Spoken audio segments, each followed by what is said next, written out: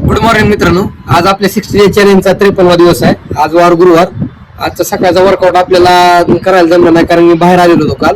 तिथं मित्राच्या रूमवर आलेलो त्याच्यामुळे काय ऑप्शन नव्हता, त्याच्यामुळे आज सकाळी ग्राउंड केलेलं नाही. पण आपलं 60 डेचं चॅलेंज आहे, डेली वर्कआउट झाला पाहिजे. एक टाइम तर आपला प्रॉपर वर्कआउट झाला पाहिजे. त्याच्यामुळे संध्याकाळचा वर्कआउट आपल्याला जायला लेटच होईल, त्याच्यामुळे स्किप होणार आहे.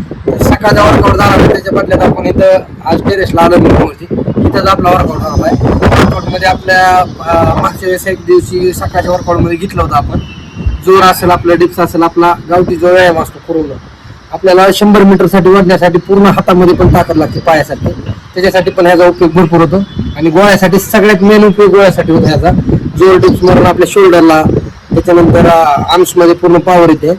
आणि ती पॉवर आपल्या गोळा टाकायला खूप कामाला येते. त्याच्यामुळे आपण तो वर्कआउट घेणार. त्याच्यात आपले जोर असतील, डिप्स असतील, त्याच्यानंतर पायासाठी आपला स्क्वॉट आहेत, त्याच्यानंतर आपले बाकीचे जे वर्कआउट आहेत ते आपण करून घेणार आहोत. आता ते वर्कआउट मारून आपलं डेलीचं जसं शेड्यूल आहे तसं होऊन फॉलो. आता इथलं आवरून मी जाणार आहे थोडा वेळ. आता सकाळचा शेड्यूल आपला राहील, त्याच्यानंतर लायब्ररी दुपारचं आपलं जे असेल शेड्यूल पूर्णपणे आपला तसा राहणार आहे. तर आता आपण वर्कआउट करून जाऊन आपला डाएट घेणार आहोत. डाएट आज आपण बाहेरूनच घेऊ, तर रूमवरती अवेलेबल नाही, त्याच्यामुळं बाहेरून घेऊन आपण डाएट आज बाहेर घेणार आहोत. बाहेर विकत आणून आपलं जे असेल 2 अंडे, बाकीचं थोडं स्प्राउट वगैरे जे असेल ते डाएट घेणार आहोत. वर्कआउट करून डाएट करून जाणार आहे. आता जाऊन आपण सुरुवात करणार. तर मित्रांनो, मी आता लायब्ररीतून आलेलो आहे. आपण दुपारी रूमवरती आलो होतो, तिकडून येऊन थोडासा लेट झाला, त्याच्यामुळे दुपारी आपण मराठी व्याकरणाचा अभ्यास घेतला होता. आणि त्याच्यानंतर आपलं सगळं आवरून घेतलं. आणि संध्याकाळचा जो वर्कआउटचा टाईम असतो आपला, त्या टाईममध्ये मी रूमवरती आलो. फ्रेश होऊन जाऊन परत आपण गणित बुद्धिमत्ता घेतलं त्या टाईममध्ये. आणि त्याच्यानंतर येऊन जेवण करून एक पेपर सोडून घेतलेला आहे. तो पेपर सोडून घेतला आणि त्याचं ॲनालिसिस केलेलं आहे.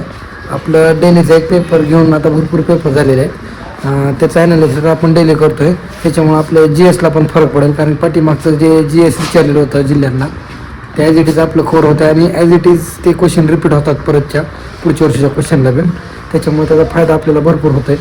तर तो ॲनालिसिस पण प्रॉपर झालेला आहे. त्याच्यानंतर आता आवरून सगळं मी रूमवर आलो. आता बऱ्यापैकी टाईम झालेला आहे.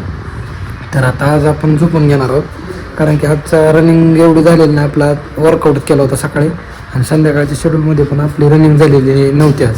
त्याच्यामुळे उद्याच्या रनिंगसाठी आपण लवकर उठून सगळं आवरून जाणार आहोत. उद्याचा वर्कआउट आपला मस्त असणार आहे.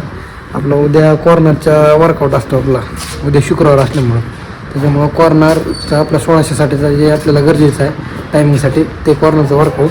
आणि त्याच्यानंतर आपण उद्या 100चं घेणार आहोत, प्रॉपर 100चं स्टाईल. आणि 100साठी जे वर्कआउट जे ते पण घेणार आहोत. तर आजचा ब्लॉग आपण इथं संपवणार आहोत. भेटूया उद्याच्या एका नवीन ब्लॉगमध्ये. धन्यवाद. जय महाराष्ट्र.